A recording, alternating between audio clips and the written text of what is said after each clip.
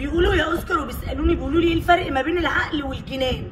يعني ايه الفرق ما بين الانسان العاقل والفرق ما بين الانسان اللي بيتعالج نفسيا او بيتعالج عقليا؟ العاقل منافق، المجنون او التعبان نفسيا بيقول الحق.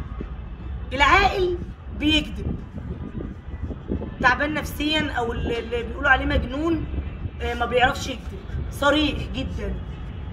العاقل يهودي وسوسه ودوده ومن تحت لتحت ويخرب الدنيا.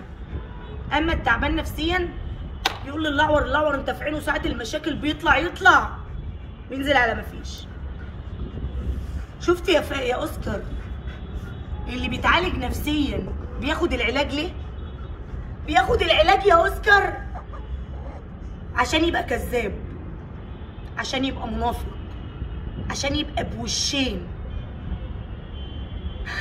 عشان يبقى عاقل.